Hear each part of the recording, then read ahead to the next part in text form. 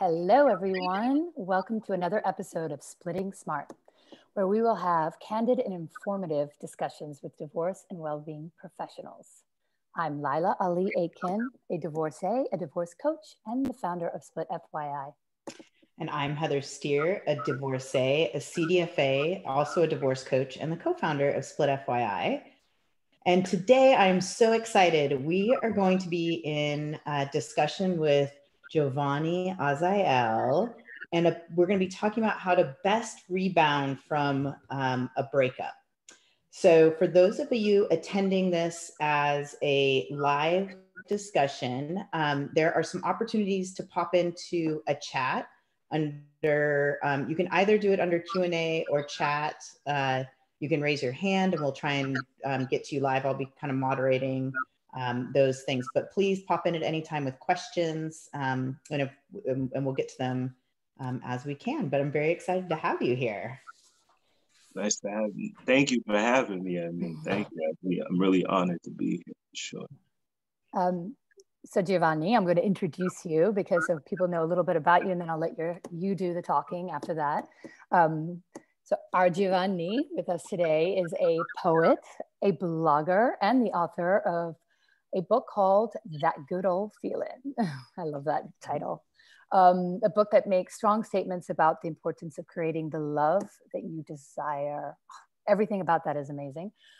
Giovanni believes that although life may not always place you in the best of scenarios, with the right tools and decisions we make, we all have the ability to create wonders in our lives.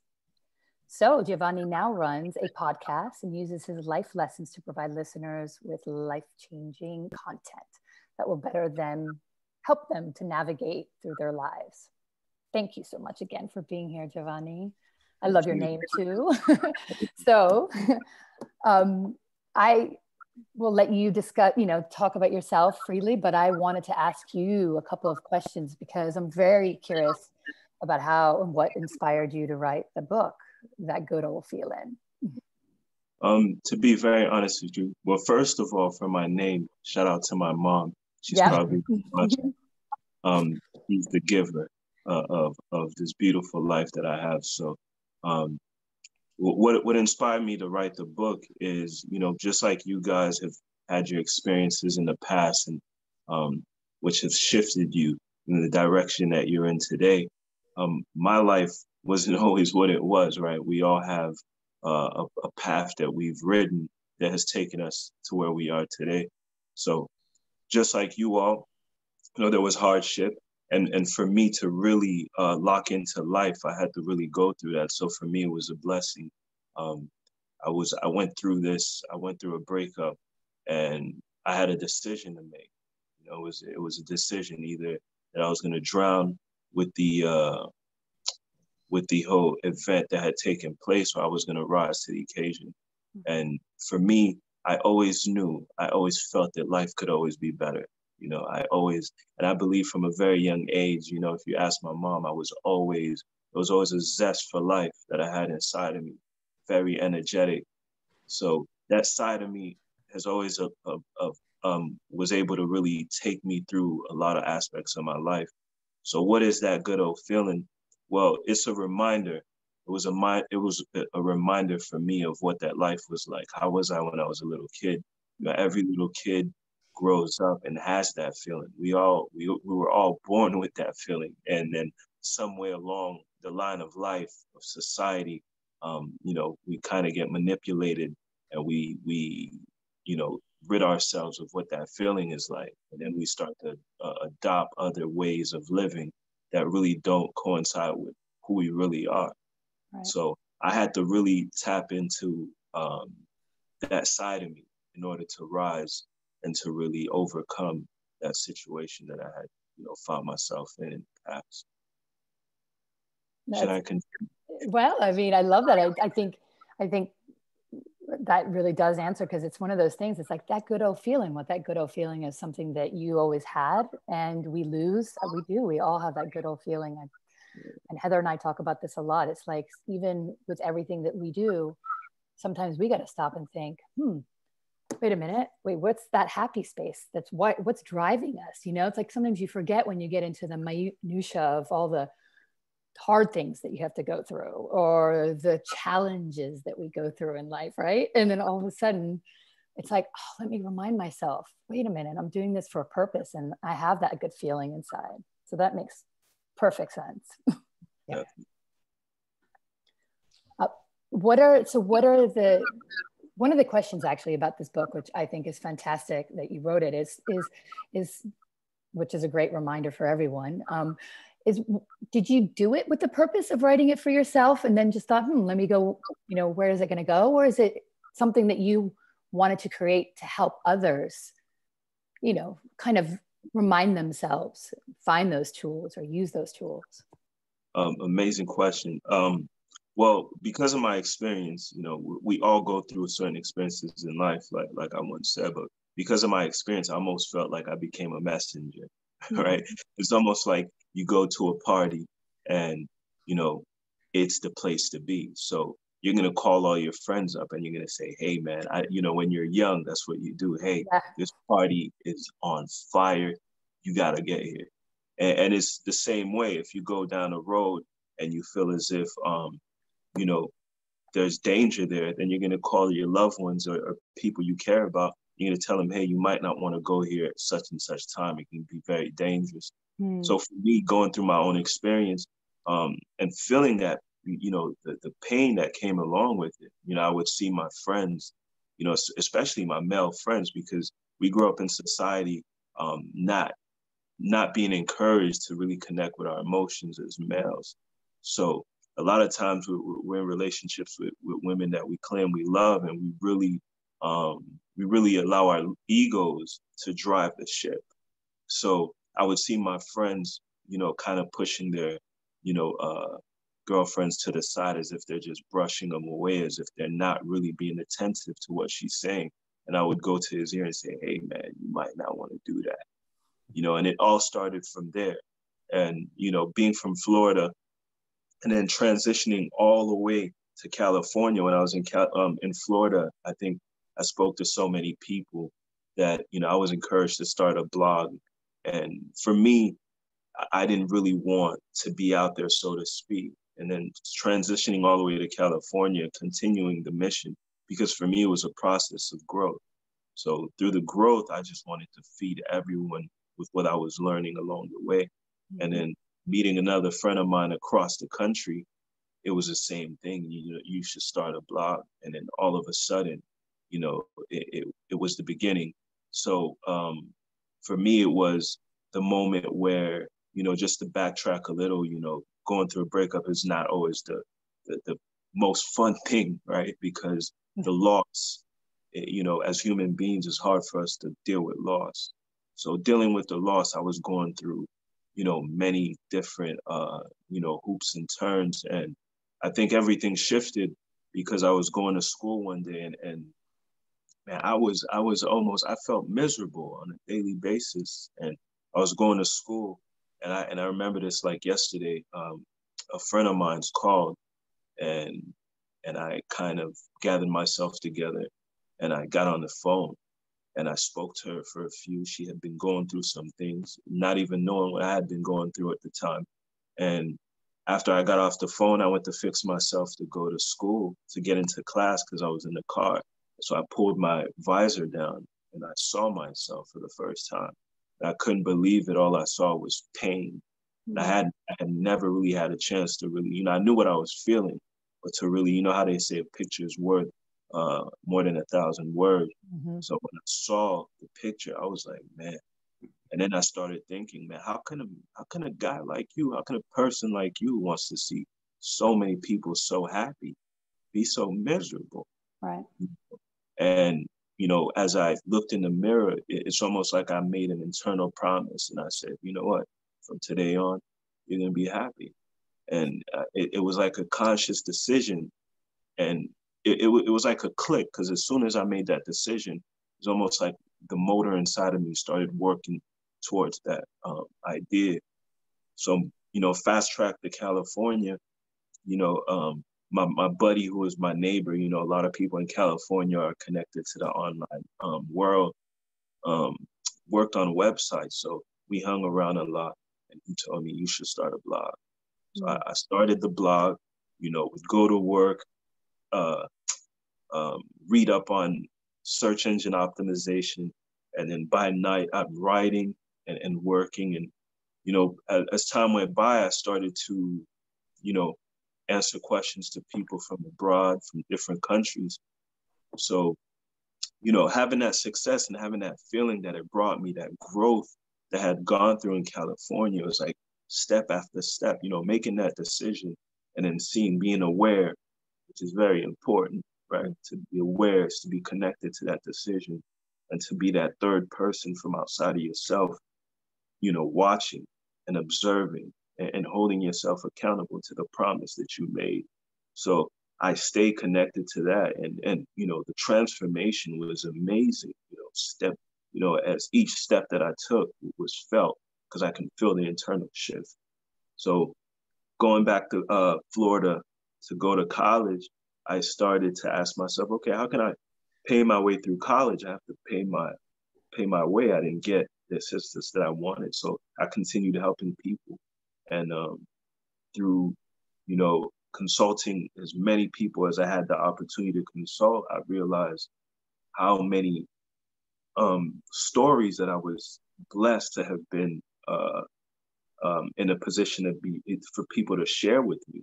You know, I was honored for people to share these stories with me. So with these stories and these concepts and these ideas, you know, one thing was apparent to me. You know, people would come to me for what they wanted, but I would give them what they needed. Right. And along the way of all these interactions I had with these different people, I realized, hey, I have a message that I can share. You know, this idea that I have, and these people, you know, the feedback that I was getting from these people, I felt that it was time for me to really put it into words so that, you know, people can have as an object that they can carry around and use as a tool to help guide them. You know, something I wish I had at the time. Right. Sure. Yeah, we often say that. It's I'm curious because of something you said earlier. You know, your aha moment was clearly in the car when you looked at yourself. So you physically had to see what you're feeling on the outside. Are a lot of these people that come to you or have come to you or continue to come to you, are they at that level where they're like, okay, the reality actually hit me? Or are they just kind of just finding their way and figuring it out and maybe want answers from someone else? Because really you found that answer, like something's got to shift and I've got to shift myself. You single-handedly did that, you know, however long it took, which is an interesting thing because not everyone is there. And a lot of people, when they're experiencing breakup and heartache, you know, either in victim mode or they're just so sad that they can't come out of it. They're not hearing it. They're not seeing it. They're physically, even if they're looking at themselves, it's not clicking for them, right? They do seek out help. They do go to therapists. They do go to friends and they do say all these things, but it's not fulfilling that need because they're not there to really understand they need that shift. Right? And I guess for me, it's really, like you said, what's important for you? What's really important for you at this given time? And for me, it was vital. It was vital that I gained that side of me, that joy. When I said I wanted to be happy, it's because I never wanted to experience that pain again. Right. Now, granted, you know, things come and go, but it's the way that you define these moments. How do you define these moments, right? Because we're going to go through these things, whether it be for work, whether it be for relationships, whether it be with our parents, or, you know, whatever it is, we're going to encounter these things. But the answer is, how do you define this? And for me, I think that I look at these situations as an opportunity. And that's the key for me, right? Here's what I feel, right? Here's the event that took place, and this is what I feel as a result. And how do I define this moment? And the key is the way that I define this moment will dictate what direction my life goes in. You know, which way that I'm gonna shift in.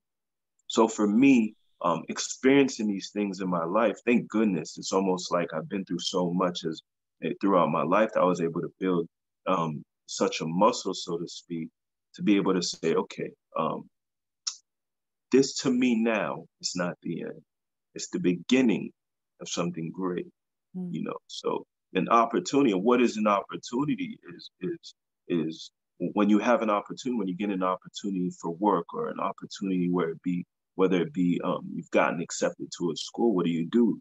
You it's like you power yourself up to release that energy into that opportunity because you're so grateful for that opportunity. But a lot of times when we fall into these situations of breakup, we drown ourselves in misery because we fail to see the opportunity in front of us. What's that opportunity for me was like, here's one thing. I could have sat down and it's easy to shift blame and to live off of labeling and judging the person that we were with, or we can take that opportunity and ask ourselves, and that one question that I asked myself really is what fueled me. What can I do to get better, right? Because whether or not I was wrong or right, I was not perfect, and that's one thing. The fact that I wasn't perfect gave me an opportunity, gave me something to work towards. So what I did was, and this is how that good old feeling was just, you know, embedded inside of me from that moment, because I had to really sit down and unlayer every aspect of my life, layer after layer, and really question everything, right? All of my belief systems, what angered me, what made me impatient, what made me, you know, put out all these different emotions. And then I have to really question these things. And when I unlayered everything out, I came to realize, hey, not only am I living with beliefs that aren't mine, I'm living a life that really doesn't even resonate with me to begin. So I got a chance to really, you know, draw my canvas out from scratch. And that's the beautiful thing, because once you have nothing in that bucket, you have all the freedom in the world to put anything you want into it. You can fill it up on anything you like. And that was the opportunity that I had. And every day that I woke up was an opportunity. You know, who am I today? And what am I going to do tomorrow to take myself further away from that person that wasn't serving me? Nice. So that good old feeling came with every step.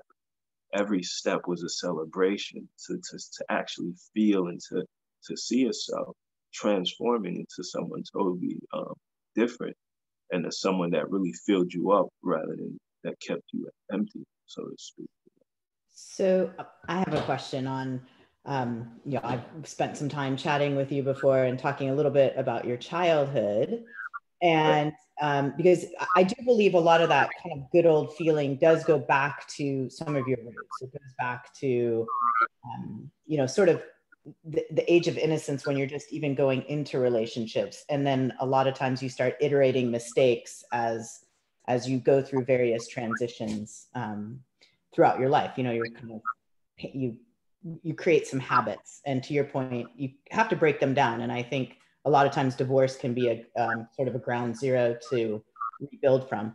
But tell me a little bit about, or in our audience, about your family dynamic growing up and some of the ahas that you've had as being an older person reflecting back on some of those relationships. I think that our parent relationships and watching how they interact can also be something that is a major influence in our lives, in our relationships.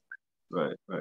So for me growing up was it was special coming from an island from Haiti. You know, the whole dynamic, the way that men and women, the whole men and women dynamic is different from culture to culture, of course. But I had the opportunity to really observe that. Thankfully for me, I grew up in a household where my parents were always together. So for me, I saw how important it was from a very young age.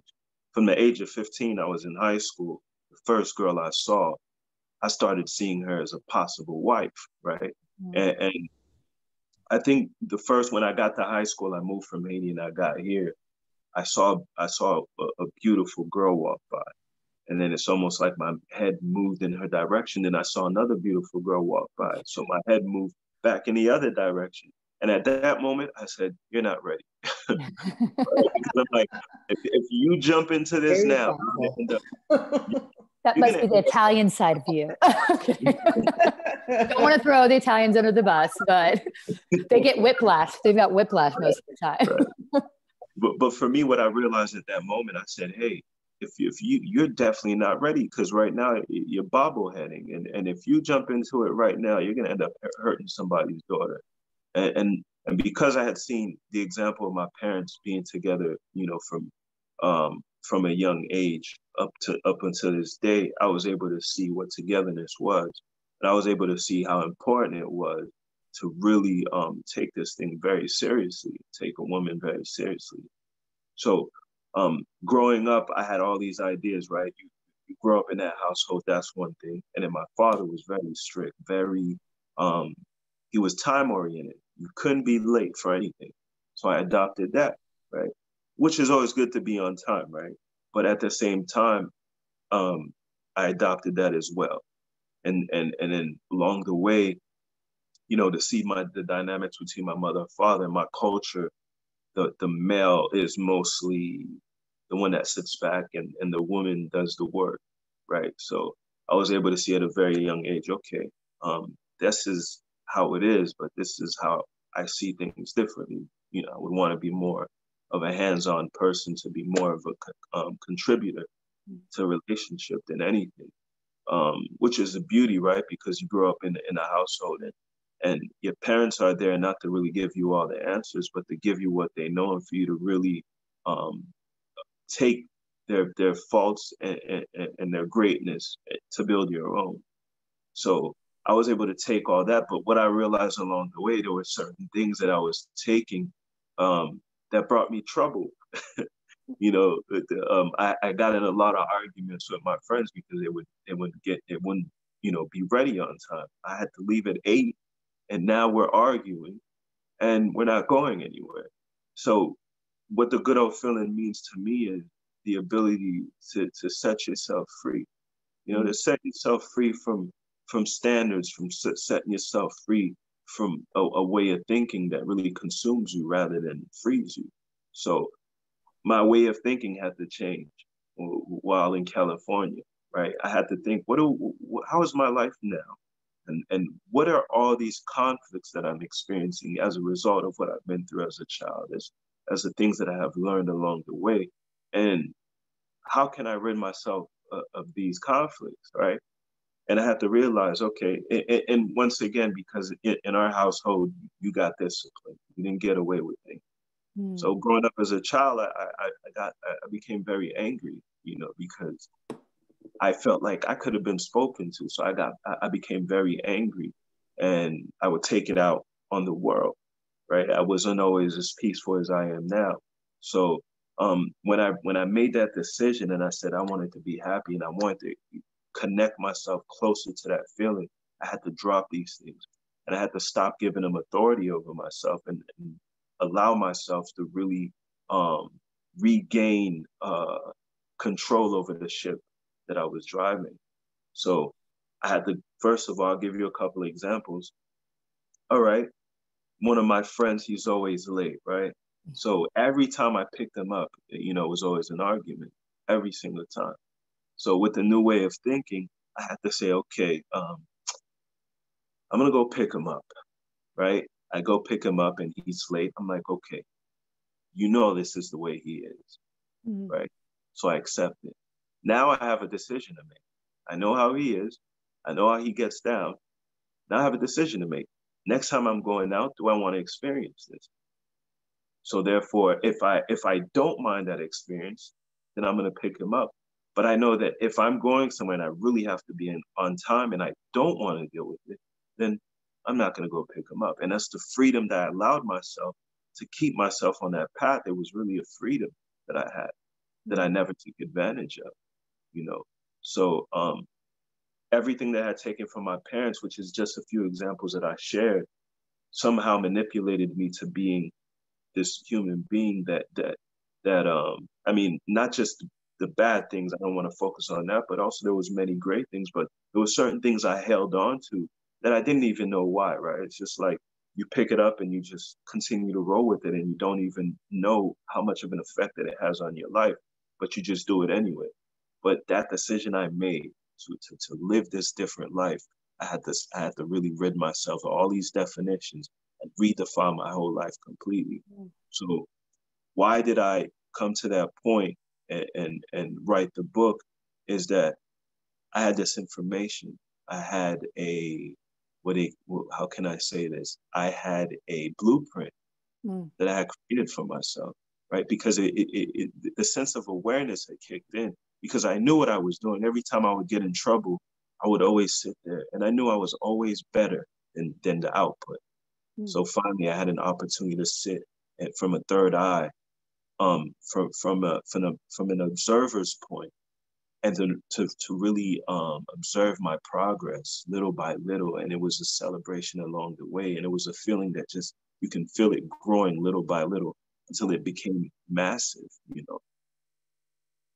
I think that's a really, I mean, it's amazing insight because if only all of us had that ability to be able to shift our mindset right away after such a breakup or something significant happens in our lives, because part of the process is that it's like, what is the first thing that you feel like when you're going through a divorce or separation or breakup or whatever? It's like a failure.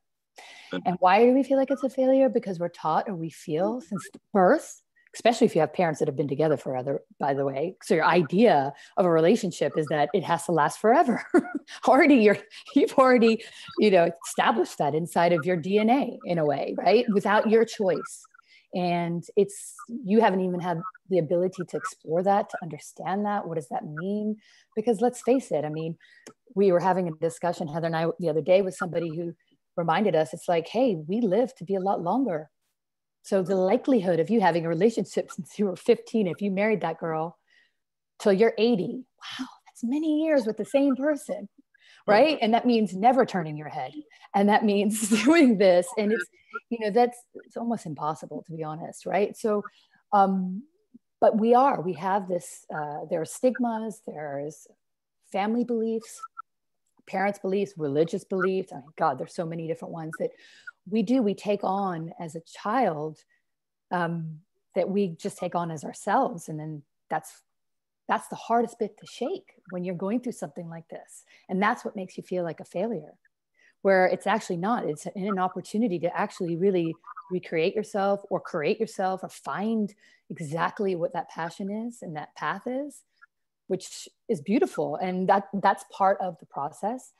And I know a lot of people, and I always say this, I don't know anybody who's gone through a breakup or divorce that didn't survive in the end and didn't have a better life afterwards. I haven't met anybody. It hasn't been in our ecosystem. I haven't ever worked with anybody in that capacity. There's always that light. It's just hard to see when you're going through it. But it takes those tools. It takes what you've done and what you've said. And it's like, whether it's writing it, whether it's changing your mind shift. I think the analogy you used of, you pick up these rocks and maybe, they're about this big over time, and you start shoving them in your pockets and you just kind of keep marching down the road and you kind of get stronger and a little bit tougher. And they're not healthy rocks. I mean, at the end of the day, you're going to fall down. Like you're going to reach capacity of how much you can kind of burden yourself with. And I think the kind of the rebound or the reorientation, the rebirth that you can go through after a breakup, where you can sort of start pulling those out and just being like, oh, get rid of that one. Like the expectations that a relationship puts on you, you don't need to carry forward. Like there's certain things that I've done in previous relationships that were expectations that they had of me that weren't very realistic, that I've decided to not carry forward, have been huge, because those were the rocks in my previous relationships. So it's the boundary setting, I think, that you were alluding to, of your friend that's always tardy, right? It's, you finally are like, look, I'm going to set a boundary. I'm not either, he's not going to affect me, or I'm going to manage around it. Like, I probably would have told that friend, hey, I'll be there 15 minutes earlier, and really show up 15 minutes later. I have a friend like that. Sometimes. So I have a friend who's even later than I am. God, I would drive you crazy, Giovanni. And her name's Layla, which is funny, and I hope she listens to this. But I used to get to the point where I'm like, I'm outside your house, half an hour away. I'm not kidding you. I'm a half an hour away. And she would come down when I got there. I mean, I got it down to a T. I was like, yep, I know how long it's going to take her. Right. But you make those decisions. But and the thing is this, right? We live this life of misery or this pain of anger, and we don't give. And it's not because we're really in pain. It's because we don't allow ourselves that freedom, right? It's like before I used to think, I'm good. I'm gonna have to pick them up, and I have to deal with it. But part of my happiness and part of contain or really preserving that good old feeling is giving myself an option to know that, okay, if I go here, this is what may happen. And I just want to fly. I just want to float. I don't want to be stuck in this predicament, right? And like you were saying, the one thing that keeps us trapped in these relationships isn't the relationship itself. It's the resentment we hold and the lack of gratitude for the people that we were with, right? For me, I will always love, my ex for this situation. And I told her this before. I said, I love you because of you. I'm who I am, right? Because the opportunity that I had to really, and it's the thing, right? The opportunity that I had to really focus on myself. And a lot of times we spend so much of our energy getting with our friends, having a neggy party, which is talking negative about the ex. And we think it's going to make us feel better.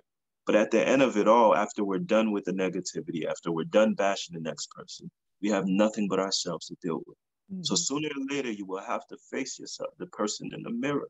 So the opportunity that presented itself was, hey, okay, yes, this happened, but I still need to be better, right? Because life goes on, right? After this person, there will be the next. And the question is, who will I be when the next person shows up? Do I want to be the same guy, or do I want to be more of a gift? So the opportunity that I had to really look at the situation, look at the relationship from my angle, from the angle where, okay, what did I do to this person, and what could I have done better, right? And that is always the focus. How can I get better? How can I get better throughout these situations? And my focus is really what set me free. Never will I have resentment, because with understanding, with reasoning, a lot of times we look at the person, we're like, this person destroyed my life.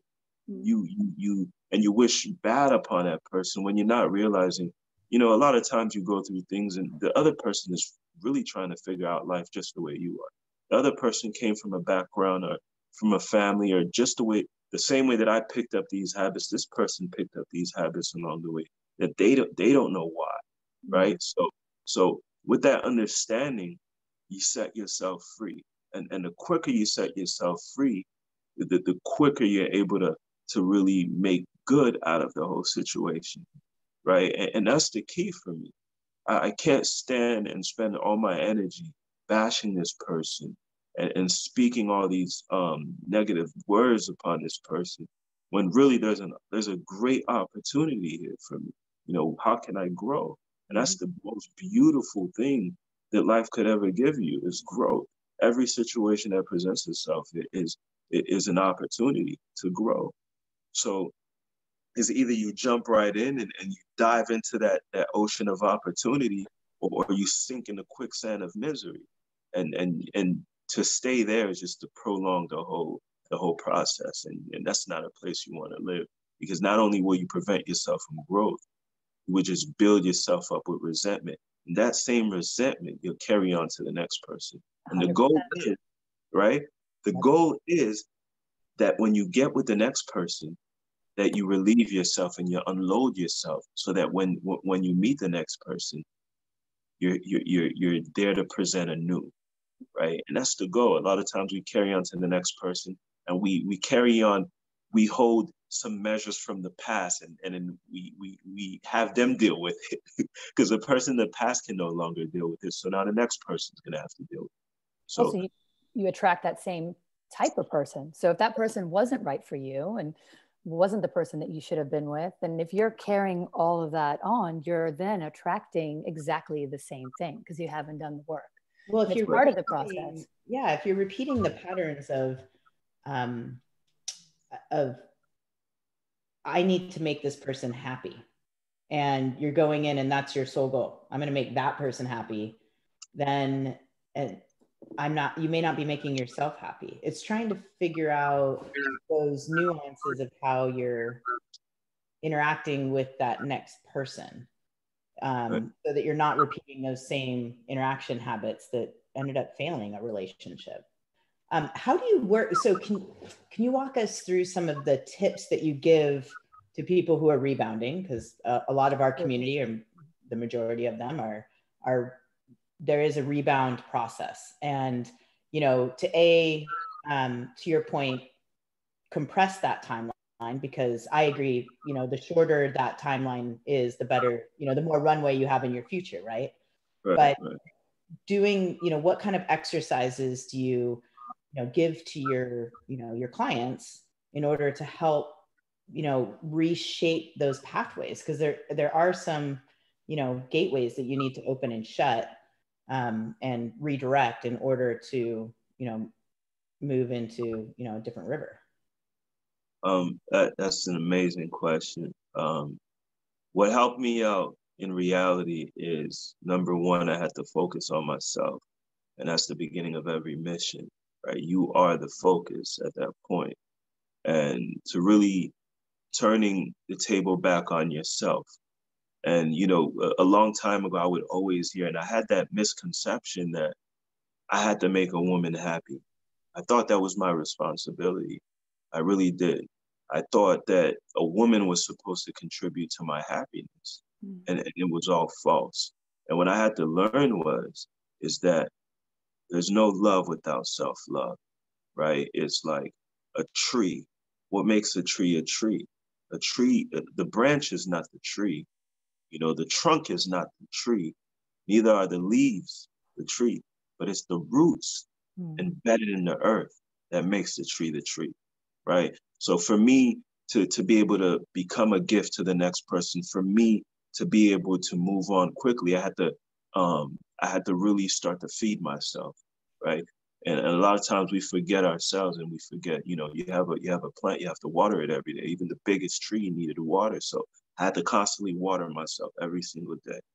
Every day I had to remind myself I had to remind myself all the great things that I had done. Although I was working towards being better, I had to constantly remind myself of all the great things, what made me unique, all the things that I had done by this woman that had made me so different, that made me so great. So therefore, the love that I have for myself, I had to constantly feed myself.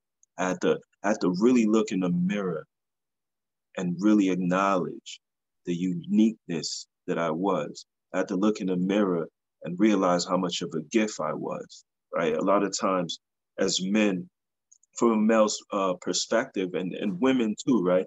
When we present ourselves to people, we present ourselves, seeking a gift, but we completely forget the gift that we are, right? We forget the gift that we are. When you forget the gift that you are, then you neglect the person from truly experiencing something beautiful, something so great.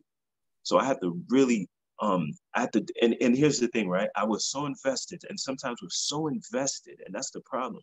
We're so invested in the next person that we lose who we are in the process. And what I mean by that is, I used to go to restaurants every weekend, take my girl to restaurants every weekend. I would be at the mall and see something. I would pick her up something and get something for her. And all the while, I would never do it for myself. And what I started to do, and I remember this clearly, I have the jacket still here, 11 years old. I was walking in the mall and I saw this jacket. I liked the jacket, and I looked at the price tag, and it was almost $200. I mean, I'm very, how can I say this? I'm very conservative when it comes to spending, right? And I saw the jacket and I completely walked away. I took probably like 200 feet. I walked away about 200 feet away, and I stopped for a minute and I said, hold on. I would have gotten it for her. So I went right back there and I picked up the jacket and I bought it. I took it home and I hung it right there on the door of my closet as a prize. And I remembered every day I deserve just as much as I give, right? And then what I started to do as well is I started taking myself out to eat. You know, it Nice. wasn't even about I would sit down on a Saturday because now I didn't have, you know, her to take out to eat. So I would sit down on a Saturday and I would look online and what do I want to eat today? You know, what makes me feel good this very moment? And I would literally pick a nice restaurant and sit there by myself and enjoy a meal. And for me, that was date night. You know, I actually, and we've brought this up in our community, and I brought it up with my clients a lot. You need to date yourself. Yeah. Like, I think that's such a powerful thing to do during a transition, is to date yourself. And it's exactly that. I did very similar things in between transitions, and I'm okay. I traveled extensively as a business person, so I'm okay going out alone. And I'm like, this is what I feel like tonight. Like, I always pandered so much to my other people. I'm just generally that way. I can make myself happy wherever I'm at. So, but I finally was like, wait a minute, this is what I want. Right. And I love that. I mean, that really is powerful to tell people to go do that. It's okay. Right. And it's okay to tell your partner too, like, rather than playing that song and dance. Like, if you're in a relationship, just be like, hey, tonight, this is what I feel like doing. Right. So I think once you're doing that, and to your, like earlier, we're saying that you're not going to make that mistake again when you go into your next relationship. If you do take that time to date yourself and be with yourself, that you realize the value, and you also get used to it, because not everybody is like you, Heather, or other people who can't or are not comfortable of going out on their own and being on their own.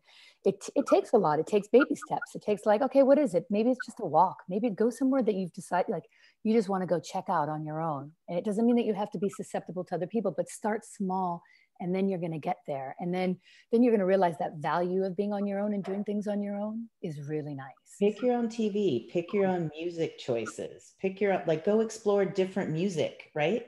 You can do that on your own. I mean, there's so many things that you can do to explore that you might have been held back of, like, oh, they'll think I'm a nerd because I'm into this, or there's a perception that you have of maybe some things you're interested in. I've, developed some funny hobbies because I thought I was going to get judged. I'm riding motorcycles again, So it's what's interesting what you're saying though, Giovanni, about that same concept. It is the same as when you are breaking up and getting through it.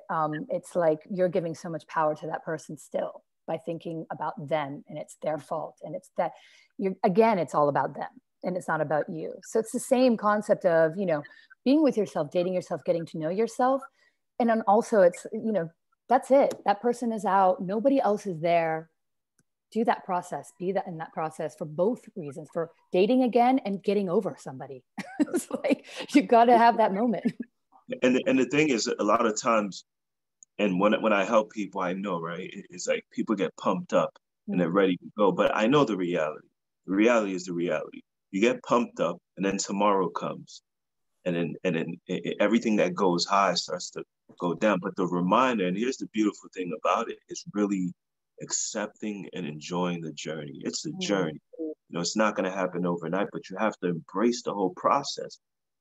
At times I would sit there and I would let all the tears out, just let it all out. Okay. And then I tell myself, all right, now that you're done, what's next? Right?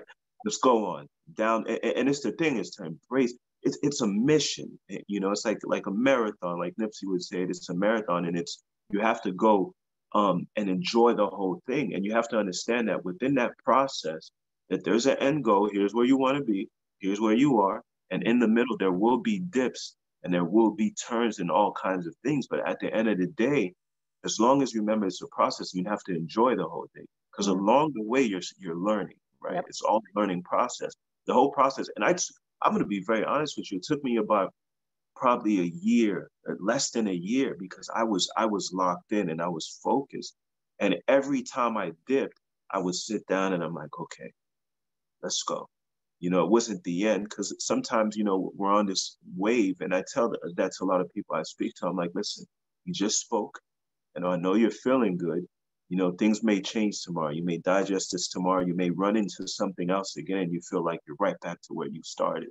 Mm-hmm. But don't forget, you know, it's all a journey. It's not, I didn't speak to you to rid your problems, but all I did is to give you that what a generator does, right? I gave you that jump. Mm-hmm. And what you have to do is to use that, and you have to keep going, to keep going. And you have to understand that along the way, every situation is going to give you a light. Every aspect of that journey is going to give you a light, and it'll come in increments. But because if you're so focused on that growth, for me, I felt it like in small increments. I can just feel the growth coming. I can feel it little by little, and it made me smile inside, because I knew that where I was yesterday was far different than where I am today. Right. Although it's very little, but I knew and I felt it in my heart that I was going in the right direction. And sometimes we really think, and we want, what we really want is for where we came from to disappear and for things to happen really quickly. But we really have to embrace the process, because it's beautiful if we just ride it and we stay present within the process. But the problem is we go too ahead of ourselves. We want to be here right now. Patient. Don't embrace and stay in the moment and really enjoy every ounce. And like you said, I'd go to the beach. That's my favorite spot to be. You know, the sound of the oceans. I'd play some music, and then I'd walk along the beach, and I'd be there for me. And these moments, you have to be there for yourself more than any moment. You know, if you need you the most. Yeah. And it's okay to make mistakes along the way. You know, it's not this kind of you're locked in and you're on a trajectory. I mean, there's definitely going to be, you're going to try some different things on through every relationship. You know, I spend a lot of time focusing on, I think when you rebound, a lot of times you tend to go to the polar opposite of where you were, right? Like, this was very clear in my relationship. It wasn't working. I'm heading this direction. Totally opposite. But sometimes you have to go, wait a minute, there were some really good things about what was happening over here, but maybe these rocks need to be dropped out of my pockets, and keep some of that and then focus on, you know, reconfiguring that going forward.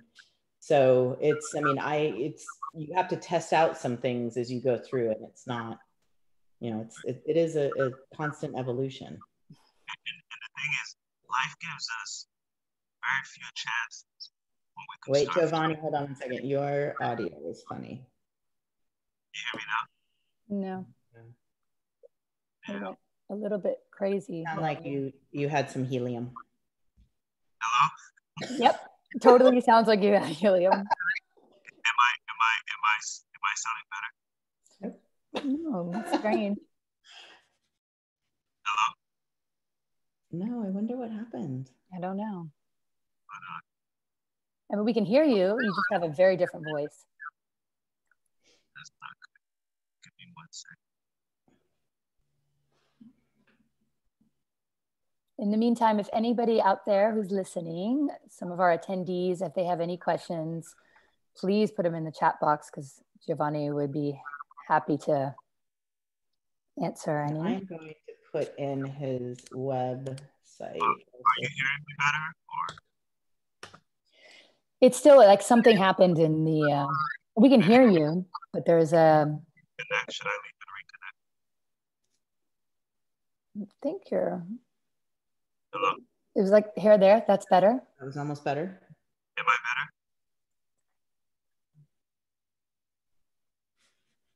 No miracles, huh? No miracles. Let me exit and come right back. Okay, perfect.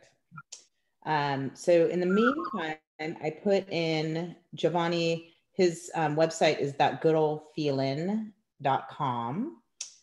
And That good old feeling. And how about also his Instagram page that we can put up?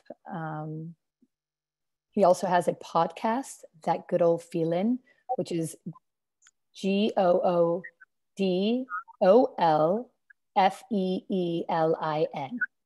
Perfect.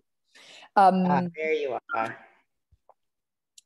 And then the Instagram page, Giovanni, so that people know, is, I'll let you say it because it's at GOODOLFEELIN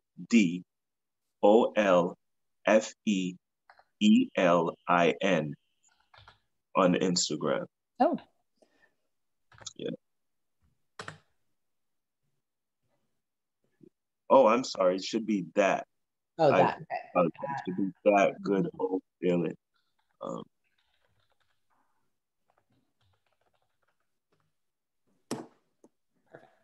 That looks a whole lot better. You sound a whole lot better. So. You're back. You're back again. You went exploring new voices, trying to find your good old feeling voice.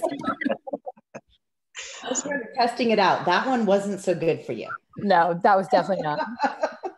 And that's the beauty, right? You get to try it until you get it right. 100%. 100%. I try singing, and that, to my daughter's detriment, let me tell you. I hear her in the background. Don't. Always do it in the shower. Always sounds good in the shower. Always in the shower. No one's listening. Way better. Well, it's been such a pleasure to talk to you. I don't see any questions right now. I think you probably answered everything. And I think you've given us some amazing tools on how to really view that situation that you find yourself in, of heartache, breakup, and shift and change, relationship changes. There's so many. I mean, it's not, sometimes when we are talking to our audience and a lot of people in our community, like we said earlier, it's not just about a breakup. All of a sudden you're shifting out of relationships with friendships and, families, and everybody's kind of affected, and there's a roll-on effect. And I think that the biggest gift that you had talked about it today is like, well, you got to focus on yourself, and all of that will find its way when you find your way and you figure it out. Right. So that was one of the biggest key takeaways, and great ways of doing it and great ways of seeing it. So. And I'd like to say that sometimes we get so caught up in an outward relationship that we forget the most important relationship, which is that of our own. Mm-hmm. And I tell many people that I speak to, how would you feel if you go to a dealership and you're there to buy a car, but the salesman is unable to tell you all the amazing features about the car, right? You wouldn't be that much interested. So the same way, we are the salesmen, we are the representation of ourselves, and we need to know this product that we represent. Who are we really and how? Because the more we know about ourselves, the more of a gift we can present to other people, and the more that we have to give other people, right? So, and that's the amazing thing. I really thank God for every one of these situations that I've been through, because it did nothing but feed my soul, and every one of these situations just really allowed me to make my life even more brighter, and when I fell in love with who I was, that's when I was able to see it. And I remember we spoke about this, and I didn't mention this, but the beautiful thing is we get so blind by what society tells us, right? We get fascinated by someone being so gravitated towards us. But when I really started loving myself, right, it's easy. We're like, okay, she likes me. But when I really started loving myself, and I was being, girls were showing interest, I would sit there and ask myself, hold on a minute, why did she like me so much? I didn't even give her anything of value. So at that very moment, I already knew, okay, if I really indulge myself in this woman, it was only a matter of time, because her focus isn't in the right place. If her focus was on the depth that I had to offer, then we go places. But loving yourself really opens your eyes to the reality and what people see in you. Because if you can see greatness in yourself, then you understand what it is people see in you and why they're attracted to you in the first place. So that was very powerful for me in my transformation. And that good old feeling followed me, and it was something that radiated everywhere I went. And not everybody's attracted to it, right? And when you're in that place, people that resonate with that energy will come your way. Mm-hmm. And people that are not ready for it will be intimidated by it. And it helped out the weeding process. Mm-hmm. It made it so much more easier. I truly believe that. That is 100%. Mm-hmm. Very true. I honestly think that, I mean, I know that Heather and I will start using that a lot. I mean, I love that good old feeling, because that is a sweet spot. And I think that, you know, listen, it's not easy. And, you know, I hope to the audience that we didn't shape an easy road to get there. I know we spoke at length. It wasn't an easy road. It took time, and it took a lot of self-discipline. And I think that, you know, no matter if it takes a year, 2 years, 3 years, 4 years, it doesn't matter. When you're on it, you're on the road, and that's it. You know, you might have some hiccups, like you said, but keep the eyes on the prize, that good old feeling. And I think that's, you know, a great way. Raising your vibration level. I mean, I think when you're going, you know, through, you know, ebbs and flows in life that are going to naturally happen with loss and transitions, sort of the vibration level shifts, and it's trying to get back to that good old just levelness where you feel really good. And when you feel really good, people are really attracted to that. They're like, I want more of that. I want whatever he or she is, you know, doing or drinking or thinking. Right. And it's fascinating. And at the same time, to piggyback off what you're saying, when you're really connected to that feeling, it feels so good, right? It feels so good that anybody that tries to chip away from it, Oh, you know, no, you're like, right. No. It's just like the ego commercial, you know, let go of my ego. It's like, let go of my energy, let go of my feeling. It's mine. I worked hard for this. And this feeling I want to experience for a very, very long time, for the remainder of my existence. So you have to hold that and protect that at all times, you know. So most definitely. Oh, this has been such a good chat. Thank you so much. It was very fortuitous that we crossed paths, which will be a story for another time, how we even met with you in Virginia and us in California. But so we'd love to speak to you a lot and on this platform. I think that, you know, everybody can benefit from this conversation and outlook in life. So thank you so much. For having me. Thank you. I'm very honored to be here and everything that you guys represent. I wish you, you know, all the energy and all the encouragement to continue on, because the world needs it. And just like I'm fueled by it, and I know you guys are, so I'm rooting for you guys, and I look forward to speaking you again for sure. Thank you so much, Giovanni. Thank you. Thank you. Lots of love. Thank you. All right.